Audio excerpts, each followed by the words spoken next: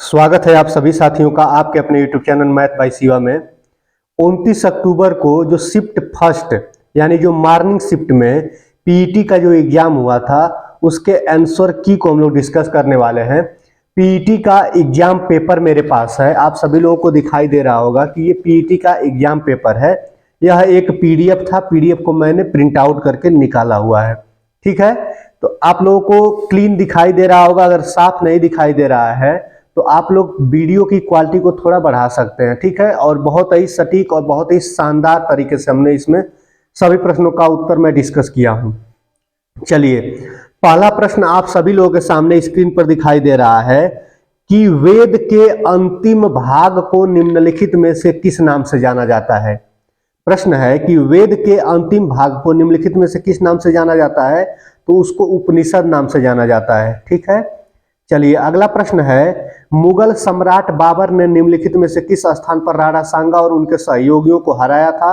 तो किस स्थान पर हराया था, तो खानवा, इसका ऑप्शन बी करेक्ट है। ठीक है ना, इस बुकलेट के हिसाब से ऑप्शन बी करेक्ट है।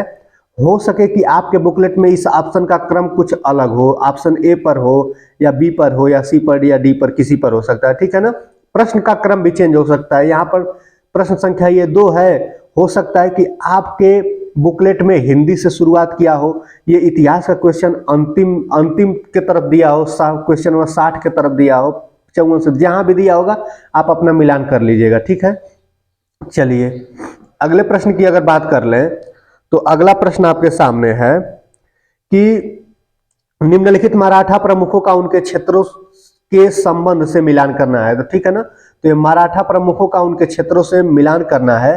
तो इस मिलान को आप देखे ही होंगे, इस प्रश्न को देख लीजिएगा और ऑप्शन नंबर डी वाला इसका करेक्ट हो जाएगा। ठीक है, यानी जो पहला वाला है वो सी से मिलेगा, दूसरा वाला ए से मिलेगा, तीसरा वाला डी से मिलेगा, चौथा वाला बी से मिलेगा। ठीक है, यानी ऑप्शन डी इस बुकलेट के हिसाब से करेक्ट है।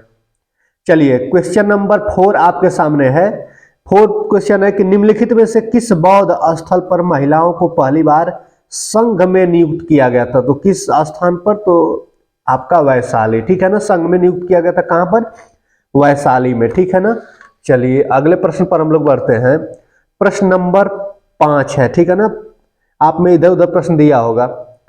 बुरहानपुर में स्थित असीरगढ़ किला, जिसे दक्कन का दरवाजा के नाम से जाना जाता है, निम्नलिखित में से किस यदुवंशी अहीर राजा द्वारा बनवाया गया था। तो आशा अहीर द्वारा। किसके द्वारा, आशा अहीर द्वारा बनवाया गया था। चलिए अगला प्रश्न है आपके सामने, मोतीलाल तेजावत भारतीय राष्ट्रीय आंदोलन के दौरान एक प्रसिद्ध व्यक्तित्व थे। वह भारत के निम्नलिखित में से किस क्षेत्र से संबंधित थे। तो आपके राजस्थान से। कहां से संबंधित थे, राजस्थान से। ऑप्शन डी इसका करेक्ट हो जाएगा। चलिए अगले प्रश्न की बात कर लिया जाए। प्रश्न है, निम्नलिखित में से कौन सा 1892 के सुधारों का विस्तार था। तो आपका हो जाएगा इसका ऑप्शन नंबर सी करेक्ट हो जाएगा, 1909 का परिषद अधिनियम। ठीक है, 1909 का परिषद अधिनियम। ठीक है, चलिए अगला प्रश्न आपके सामने है कि 1920 में उत्तर प्रदेश के प्रतापगढ़ जिले में पहला किसान मार्च किसके द्वारा आयोजित किया गया था। तो आपके कौन, जवाहरलाल नेहरू जी के द्वारा। ठीक है ना, ऑप्शन ए इसका करेक्ट हो जाएगा। चलिए अगले प्रश्न की तरफ बढ़ते हैं। अगला प्रश्न आपके सामने स्क्रीन पर है। प्रश्न संख्या 9 आपके सामने आ गया है। ठीक है, एक मिनट बस रुक जाइए, बस इसको हम मोड़ दें ताकि वो प्रश्न न दिखाई दे पीछे वाला। चलिए प्रश्न है कि निम्नलिखित में से किसके नेतृत्व में मंडी षड्यंत्र हुआ। तो मंडी षड्यंत्र किसके नेतृत्व में हुआ, तो गदर पार्टी के नेतृत्व में हुआ। ठीक है, किसके नेतृत्व में, गदर पार्टी के नेतृत्व में हुआ था। ऑप्शन नंबर ए करेक्ट हो जाएगा। ठीक है, क्वेश्चन नंबर 10 आपके सामने है स्क्रीन पर। क्वेश्चन कह रहा है कि निम्नलिखित में से किसने भारतीय राष्ट्रीय आंदोलन के दौरान 16 अगस्त 1946 को प्रत्यक्ष कार्रवाई दिवस मनाया था। तो किसके द्वारा, मुस्लिम लीग के द्वारा। ठीक है ना, ऑप्शन बी इसका क्या हो जाएगा, करेक्ट आंसर हो जाएगा। ठीक है ना, चलिए क्वेश्चन नंबर 11 आपके सामने स्क्रीन पर है। 2021 से 22 तक भारत में 1319 रिपोर्टेड प्रतिवेदित खदानें हैं। इनमें से सबसे अधिक 263 खदानें भारत के निम्नलिखित में से किस राज्य में स्थित हैं। तो आपके मध्य प्रदेश में। कहाँ स्थित है? मध्य प्रदेश में स्थित है, ठीक है ना। ऑप्शन बी मेरे बुकलेट के हिसाब से करेक्ट है। चलिए अगला प्रश्न है 12 नंबर का, निम्नलिखित नदियों को उन राज्यों के आधार पर सुमेलित करें जिनमें वे बहती हैं, ठीक है ना। तो ऑप्शन नंबर सी आप देख लीजिएगा, जो पहला वाला है वो डी से मिलेगा, दूसरा वाला ए से सुमेलित किया जाएगा, तीसरा वाला बी से सुमेलित होगा, चौथा वाला सी से सुमेलित मिलाया जाएगा, ठीक है ना। यानी ऑप्शन नंबर सी करेक्ट है। आपके बुकलेट के हिसाब से इधर उधर दिया होगा, क्रम अलग दिया होगा इसका। अगला प्रश्न है कि चबीमुराग जो कि गोमती नदी के तट पर खड़ी पहाड़ी दीवार पर चट्टान पर की गई नक्काशी के पैनलों के लिए प्रसिद्ध है, भारत के निम्नलिखित में से किस राज्य या केंद्र शासित प्रदेश में स्थित है? तो त्रिपुरा में। कहां पर? त्रिपुरा में, ठीक है ना। इस तरह इस फॉर्मेट के कई क्वेश्चन मतलब हर शिफ्ट में पूछे जा रहे हैं कि किस राज्य और केंद्र शासित आप लिख करके प्रश्न सब में आ रहा है। चलिए क्वेश्चन नंबर 14 की बात कर लिया जाए। लेक तुर्काना दुनिया की सबसे बड़ी रेगिस्तानी झील है, यह दुनिया के निम्नलिखित में से किस देश में स्थित है? तो आपके केन्या में स्थित है। कहां स्थित है? तो केन्या में स्थित है, ठीक है। चलिए अगले प्रश्न की बात करते हैं। प्रश्न है, निम्नलिखित में से किसके द्वारा 1936 में पहली बार भारत के वन प्रकारों का वर्गीकरण किया गया था? सर एच जी चैंपियन जी के द्वारा, ठीक है ना। चलिए आगे प्रश्न की बात करते हैं हम लोग। क्वेश्चन नंबर 16 की बात कर लिया जाए। 16 से नहीं, सॉरी, उसको थोड़ा सा आगे बढ़ा देते हैं, यहाँ पर थोड़ा सा पीडीएफ में साफ नहीं आया हुआ है। चलिए अब प्रश्न पर चलते हैं हम लोग। मैथ का प्रश्न है आपके सामने। मैथ का प्रश्न है आपके सामने, एक सिंप्लीफिकेशन यानी सरलीकरण का एक प्रश्न दिया हुआ है। इसका ऑप्शन नंबर सी करेक्ट हो जाएगा, यानी 3 के पावर मतलब 3 के पावर 13 बटे में 5 के पावर -10, ठीक है ना। ऑप्शन नंबर सी इसका करेक्ट है। उसके बाद से एक प्रश्न है, एक प्रतिशत का यहाँ प्रश्न दिया हुआ है कि दर्शन ने प्रारंभिक परीक्षा में 1200 के अधिकतम अंक के साथ 85% और मुख्य परीक्षा में 800 के अधिकतम अंक के साथ 70% अंक प्राप्त किए। यदि परिणाम दोनों परीक्षाओं के संयुक्त प्रतिशत यानी प्रतिशत पर आधारित है तो संयुक्त प्रतिशत तो आपका 79% आएगा। कितना आएगा? 79%। ऑप्शन नंबर बी इसका करेक्ट हो जाएगा, ठीक है ना। चलिए अब आ गया आपके हिंदी का प्रश्न आ चुका है। हिंदी का पहला प्रश्न आपके सामने दिखाई दे रहा है। कंदर्प, पंचसर और पुष्पधनवा यह निम्नलिखित में से किसके पर्यायवाची हैं? तो कामदेव के। किसके पर्यायवाची हैं? कामदेव के, ठीक है ना। चलिए अगला प्रश्न आपके सामने है कि निम्न में से संधि कौन सा युग्म गलत है? तो आपका श्रद्धानंद वाला जो ऑप्शन है वो गलत होगा, ठीक है ना। ऑप्शन सी इसका करेक्ट आंसर हो जाएगा। चलिए अगले प्रश्न की बात कर लिया जाए। असरफियां लुटे और कोयले पर मोहर लोकोक्ति का अर्थ क्या है? तो इस लोकोक्ति का अर्थ होगा कि बड़े बड़े खर्चों पर ध्यान ना देना, छोटे खर्चों में कंजूसी दिखाना, ठीक है ना। ऑप्शन बी इसका करेक्ट हो जाएगा। चलिए निम्नलिखित में से कौन सा वाक्य अशुद्ध है? ठीक है ना। तो कौन सा वाक्य अशुद्ध है? तो जिस वाक्य में जिस ऑप्शन में आपके दिया होगा रात उसका प्राण पखेरु उड़ गया, ठीक है ना, ये ऑप्शन ये वाला वाक्य अशुद्ध है, यानी ऑप्शन ए वाला करेक्ट हो जाएगा, ठीक है ना। अशुद्ध पूछ रहा है तो अशुद्ध यही है। कह रहा है कि द्विवेदी युग के प्रवर्तक निम्न में से कौन है? तो द्विवेदी युग के प्रवर्तक हैं आचार्य हजारी प्रसाद, ठीक है ना। आचार्य हजारी प्रसाद द्विवेदी जी, ठीक है। चलिए अब आपके सामने इंग्लिश का प्रश्न आ गया है और पहला प्रश्न है एंटोनिम्स पूछ रहा है, ठीक है ना। रैबिट का एंटोनिम्स पूछ रहा है तो आपका तो हो जाएगा फैनाटिक हो जाएगा, ठीक है ना। ऑप्शन आप देख पा रहे होंगे। चलिए अगला प्रश्न है कि इस पूरे वर्ड के लिए एक वर्ड में बताना है इसको, तो हैविंग नो इंटीग्रिटी इसका सही हो जाएगा। क्या हो जाएगा? Give meaning of the following idioms, ठीक है ना। इडियम्स दिया हुआ है तो इस इडियम्स का क्या मीनिंग हो जाएगा? तो हैविंग नो इंटीग्रिटी, ठीक है ना। ऑप्शन सी इसका करेक्ट हो जाएगा। Identify A correct spelling from the following, जो इस सभी ऑप्शन दिए हुए इसमें कौन सी स्पेलिंग किसकी करेक्ट है बिल्कुल, तो ऑप्शन डी की स्पेलिंग बिल्कुल करेक्ट है, CONNOISSEUR, ठीक है ना। चलिए आगे एक पैसेज दिया हुआ है, पैसेज से रिलेटेड दो प्रश्न पूछा जाएगा, ठीक है ना। पहला प्रश्न आपके सामने है, is self portrait a new thing, ठीक है ना। तो इसका कौन सा ऑप्शन करेक्ट हो जाएगा, तो इसका ऑप्शन नंबर ए करेक्ट हो जाएगा, no it has excited since long, ठीक है ना। चलिए अगले प्रश्न की बात करते हैं, which social networking platform is not mentioned in the passage, तो कौन सा नहीं मैं इस पैसेज में है, तो आपका ट्विटर नहीं है, ठीक है ना। ऑप्शन सी इसका क्या हो जाएगा, करेक्ट आंसर हो जाएगा। चलिए अब आगे रीजनिंग का प्रश्न आ चुका है। पहला रीजनिंग का प्रश्न आपके सामने है, दिए गए विकल्पों में से विषम संख्या ज्ञात कीजिए, तो आपका विषम संख्या हो जाएगा 5061, यानी 5061, जिस ऑप्शन में दिया होगा वो ऑप्शन क्या हो जाएगा, करेक्ट हो जाएगा। चलिए आगे एक कैलेंडर से प्रश्न है, अप्रैल 2001 की किन तारीखों को बुधवार था, तो ऑप्शन नंबर बी इसका करेक्ट हो जाएगा, 4th 11th, उसके बाद से 18 दिया हुआ है, 25 दिया हुआ है, ठीक है ना। 18th और 15th दिया हुआ है, 15 सॉरी 25। चलिए अगला है, बरखा और चंद्रेश भाई बहन हैं, मनीष के दो बच्चे और वह सुरेश का बेटा है, जो हंसा का ससुर है, हंसा का एक ही बेटा है, ठीक है ना। जो ये ब्लड रिलेशन का प्रश्न दिया हुआ है इसका आंसर हो जाएगा पोती, ठीक है ना। आंसर सी इसका करेक्ट हो जाएगा, ठीक है ना।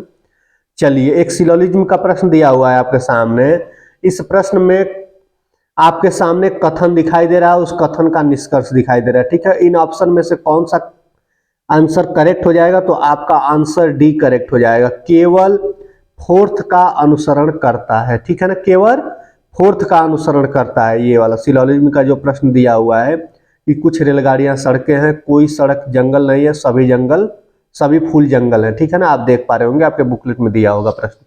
चलिए फिर एक और प्रश्न आ गया है, प्रश्न कह रहा है कि इस प्रश्न में दो कथन, इसमें भी दो कथन दिया हुआ है और निम्नलिखित कथनों के बीच के संबंध को सही ढंग से कौन दर्शा रहा है, कौन ऑप्शन दर्शा रहा है।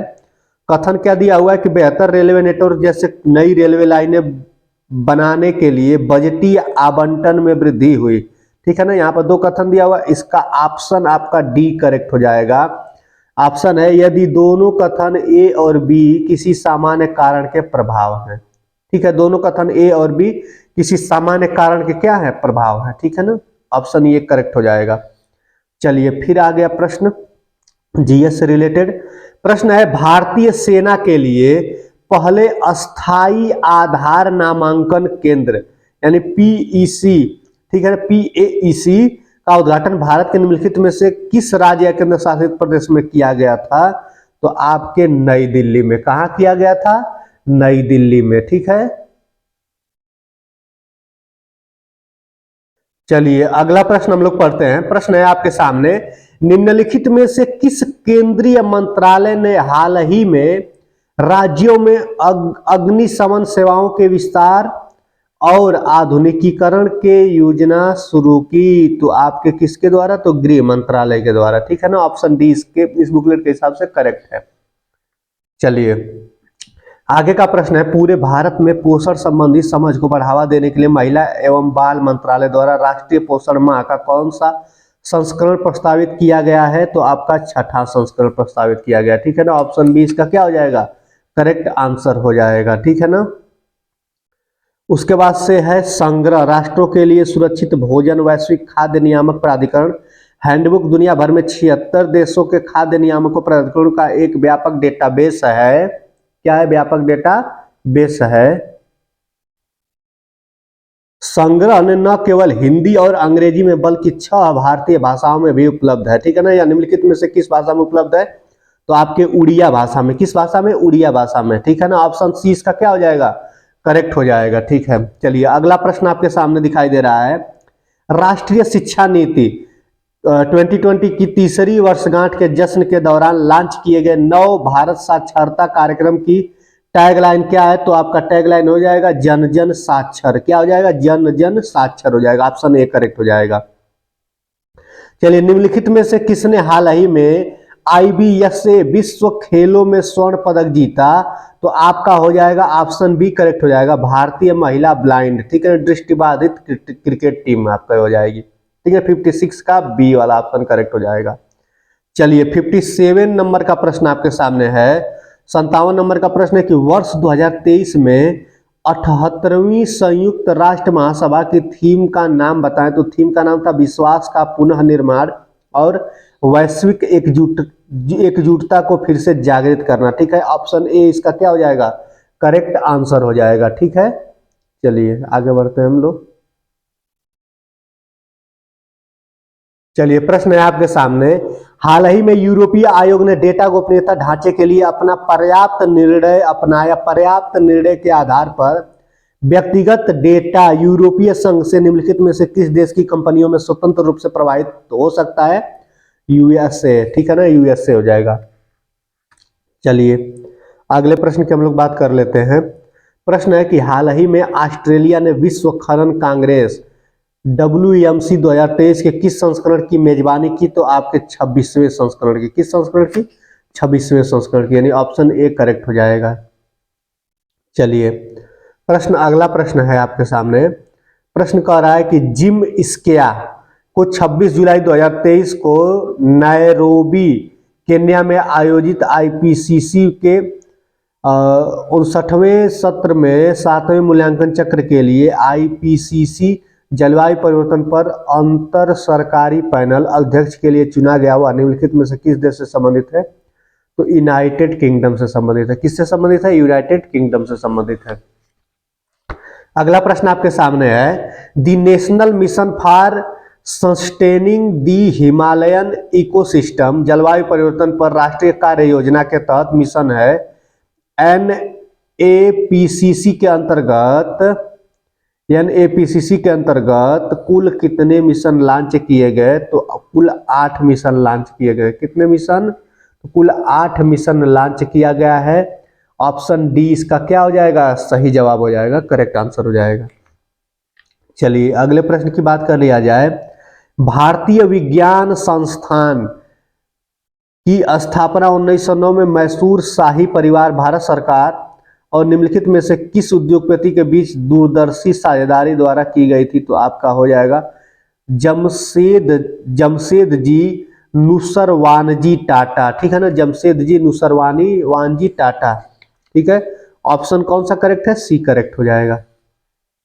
चलिए अगला प्रश्न है, भारत में प्रत्येक वर्ष राष्ट्रीय ऊर्जा संरक्षण दिवस निम्नलिखित में से किस दिन मनाया जाता है। तो आपके 14 दिसंबर को मनाया जाता है। किस दिन, 14 दिसंबर को, यानी ऑप्शन नंबर डी इसका क्या हो जाएगा, करेक्ट आंसर हो जाएगा, ठीक है। चलिए आगे बढ़ते हैं। चलिए अगला प्रश्न है, सतमालिया हिरण अभ्यारण्य भारत के निम्नलिखित में से किस राज्य केंद्र शासित प्रदेश में स्थित है। तो आपका दादरा और नगर हवेली में, ठीक है ना, ऑप्शन बी इसका करेक्ट हो जाएगा। चलिए अगले प्रश्न की बात करते हैं हम लोग। निम्नलिखित में से कौन सा भारत के राष्ट्रपति के चुनाव के लिए निर्वाचक मंडल का गठन नहीं करता है। तो आपका हो जाएगा विधान परिषद के निर्वाचित सदस्य, ठीक है ना, ऑप्शन डी इसका क्या हो जाएगा, करेक्ट हो जाएगा, ठीक है। चलिए अगले प्रश्न की बात कर लें। पांगी घाटी भारत के निम्नलिखित में से किस राज्य केंद्र शासित प्रदेश में स्थित है। तो आपका हिमाचल प्रदेश में, पांगी घाटी हिमाचल प्रदेश में, ठीक है ना। चलिए अगला प्रश्न है, कोलकाता में स्थित पैट विलियम्स ग्राउंड निम्नलिखित में से किस खेल से संबंधित है। तो आपका पोलो से, किससे, पोलो से संबंधित है। चलिए अगला प्रश्न, निम्नलिखित में से कौन सी कोमोरोस संघ की राजधानी है। तो मोरोनी, कौन हो जाएगा, मोरोनी, ऑप्शन सी करेक्ट हो जाएगा, ठीक है। चलिए अगला प्रश्न, निम्नलिखित में से निरुक्त व्युत्पत्ति विज्ञान, भाषा शास्त्र और शब्दार्थ विज्ञान पर सबसे पुराना भारतीय ग्रंथ नामक पुस्तक लिखी गई। तो श्री एस्काचार्य हो जाएगा, ऑप्शन सी इसका करेक्ट हो जाएगा, ठीक है ना। चलिए अगले प्रश्न की बात करते हैं। तो प्रश्न है, निम्नलिखित में से किस अंतरराष्ट्रीय संगठन का मुख्यालय लंदन यूनाइटेड किंगडम में है। तो आपका अंतरराष्ट्रीय समुद्री संगठन, ठीक है ना, क्या हो जाएगा, अंतरराष्ट्रीय समुद्री संगठन, यानी ऑप्शन नंबर ए क्या हो जाएगा, करेक्ट आंसर हो जाएगा, ठीक है ना, ऑप्शन नंबर ए। चलिए अब आपके सामने हिंदी का गद्यांश आ चुका है। आप गद्यांश को भली भांति पढ़कर आए होंगे। हमारे बाल्यकाल के संस्कार ही जीवन का ध्येय निर्धारित करते हैं, ठीक है ना। इसी वाले गद्यांश का हम लोग आंसर देखने वाले हैं। चलिए इस वाले गद्यांश का पहला प्रश्न मेरे सामने है, प्रश्न है जीवन की सफलता की पहली सीढ़ी कौन सी है? तो जीवन की सफलता की पहली सीढ़ी गद्यांश के अनुसार क्या है? आत्मनिर्भर बनना। ठीक है ना, क्या होगा? ऑप्शन बी इसका करेक्ट हो जाएगा, आत्मनिर्भर बनना। कह रहा है शैशव के शिक्षकों का बच्चे पर क्या असर पड़ता है? तो शैशव के शिक्षकों का बच्चों पर क्या असर पड़ता है? तो ऑप्शन फर्स्ट है शिक्षकों के चरित्र के गुण दोष सहज ही बच्चों में आ जाते हैं। ठीक है ना, जैसे अध्यापक रहेंगे क्लियर है कि बच्चे भी वैसे ही हो जाएंगे। ठीक है ना, चलिए प्रश्न है सर्वांगीण सफलता प्राप्ति का महामंत्र लेखक के अनुसार क्या है? तो आपका हो जाएगा आत्मविश्वास और सहनशीलता। ऑप्शन नंबर 20 का क्या हो जाएगा? करेक्ट आंसर हो जाएगा। ठीक है ना, ऑप्शन नंबर 20 का सही जवाब है। कह रहा है कि स्वार्थमय और अस्थिर शब्दों के विलोम रूप क्रमशः किस विकल्प में है? तो आपका हो जाएगा निस्वार्थ या गतिहीन। ठीक है ना, ऑप्शन डी इसका क्या हो जाएगा? करेक्ट हो जाएगा। ठीक है, सफलता कार्य और आत्मनिर्भरता शब्दों के लिए कौन से लिंग क्रमशः है? तो स्त्रीलिंग, पुल्लिंग और स्त्रीलिंग। ठीक है, जिसमें दिया है ऑप्शन नंबर सी में। ठीक है, ऑप्शन नंबर सी करेक्ट हो जाएगा। चलिए अगले प्रश्न की बात करते हैं हम। चलिए आपके सामने ग्राफ दिया हुआ है। ठीक है, ग्राफ बार ग्राफ से प्रश्न पूछ रहा है। पहला प्रश्न है सभी 10 शहरों को मिलाकर बेटा और गामा के उपभोक्ताओं की कुल संख्या। तो आपका 11,250 आएगा। कितना आएगा? 11,250। अगला प्रश्न है शहर ए में अल्फा और बेटा के साथ उपयोगकर्ताओं की संख्या ई में बीटा और गामा के एक साथ उपयोगकर्ताओं की संख्या का कितना प्रतिशत है? तो आपका ऑप्शन बी करेक्ट हो जाएगा। ठीक है ना, तेजी से बोलने में प्रॉब्लम हो जा रही है। ठीक है ना, 85.71। ठीक है, चलिए अगला प्रश्न है सभी 10 शहरों में मिलाकर अल्फा और गामा के उपयोगकर्ताओं की औसत संख्या कितनी है? तो आपका हो जाएगा 547.5 हो जाएगी। ठीक है ना, ऑप्शन सी करेक्ट हो जाएगा। चलिए अगला प्रश्न है शहर बी में एक साथ अल्फा बीटा और गामा के उपयोगकर्ताओं की कुल संख्या शहर एच के साथ अल्फा बीटा और गामा के उपयोगकर्ताओं की कुल संख्या की तुलना में लगभग कितने प्रतिशत कम है? तो 21.05%। ठीक है ना, कितना हो जाएगा? 21.05%। चलिए ग्राफ का अंतिम प्रश्न है ये वाला।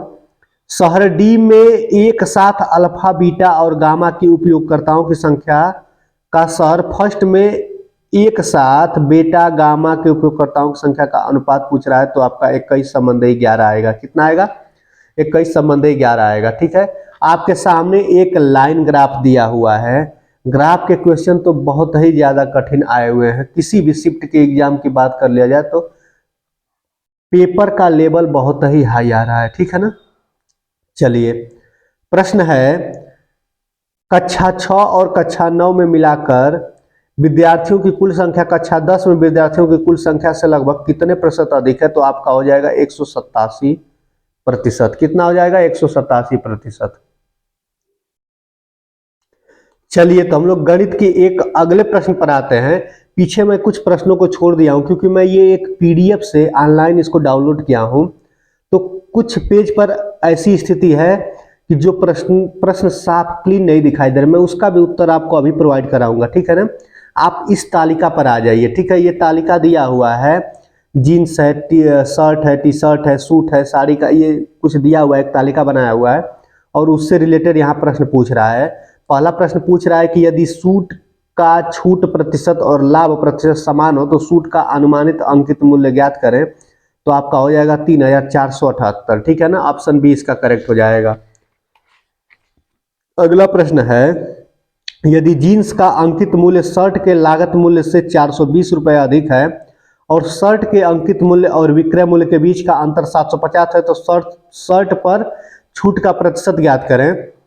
तो आपका आएगा 18.27 आएगा। ठीक है ना, चलिए अगला प्रश्न है सूट का लागत मूल्य जींस के अंकित मूल्य से कितना प्रतिशत कम है? तो 20% कम है। ठीक है, ऑप्शन ए करेक्ट हो जाएगा। टी शर्ट पर छूट प्रतिशत और लाभ प्रतिशत का अनुपात 7:5 है। टी शर्ट का अनुमानित लागत मूल्य ज्ञात करें। तो आपका अनुमानित लागत मूल्य हो जाएगा 2,248 रुपये हो जाएगा। ठीक है ना, अंतिम प्रश्न है यदि जींस और साड़ी के लागत का मूल्य का अनुपात 4:5 है तो साड़ी पर अनुमानित छूट प्रतिशत कितना हो जाएगा, तो 1.32% हो जाएगा। कितना हो जाएगा, 1.32%।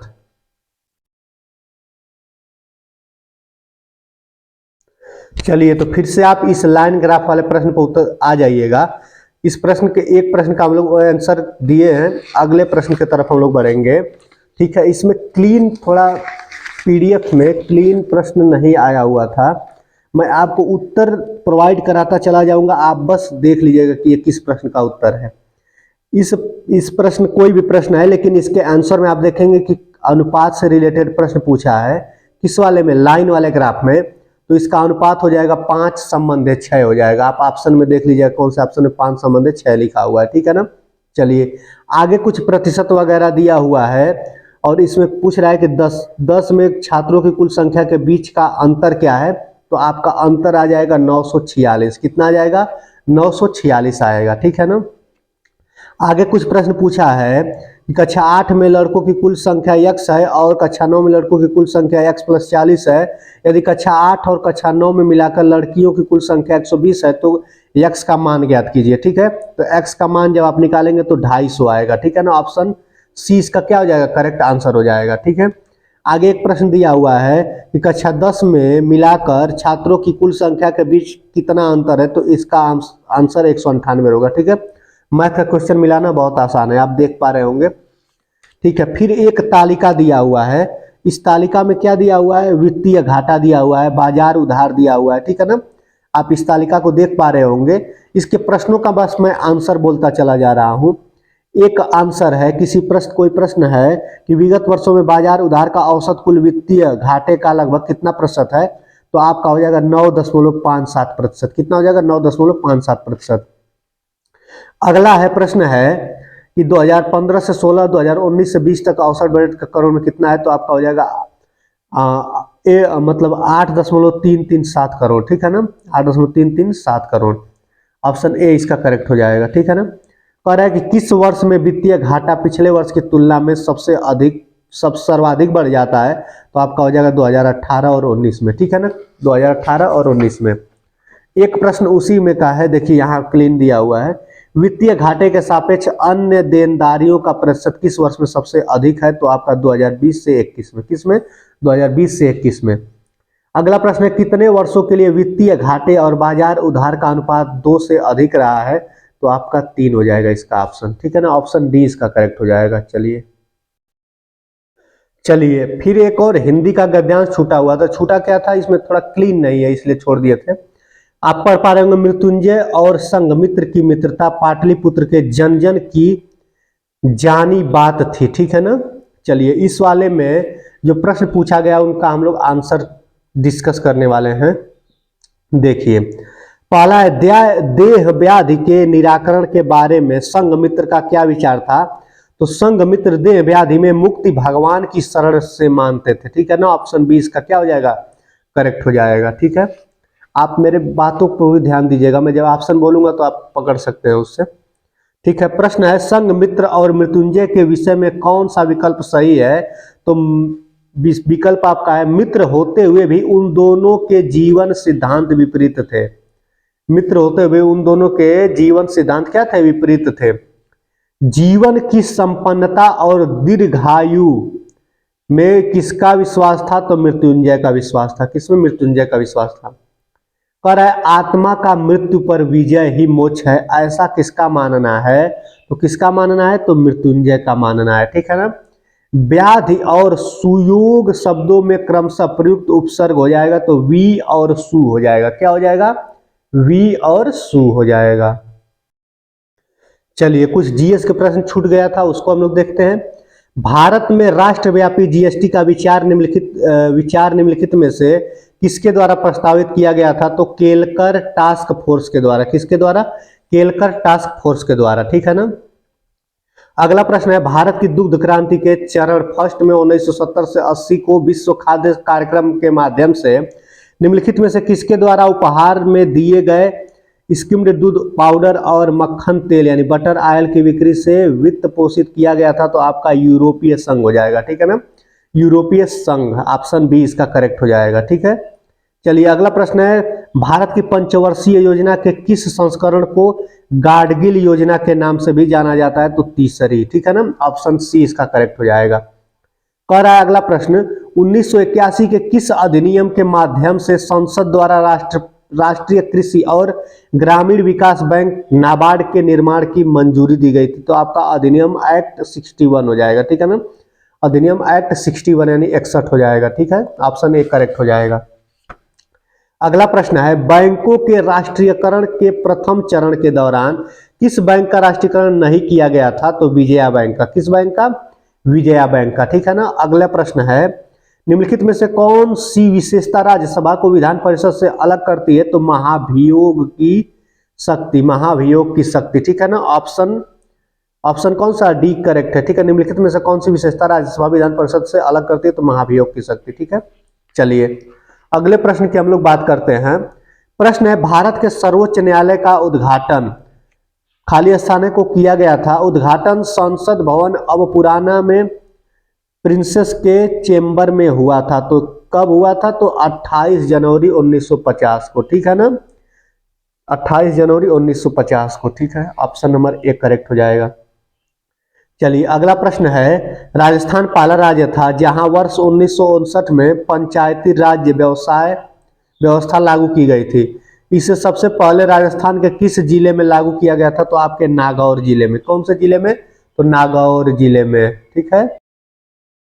चलिए आगे प्रश्न है, भारतीय संविधान में राज्य के नीति निदेशक सिद्धांत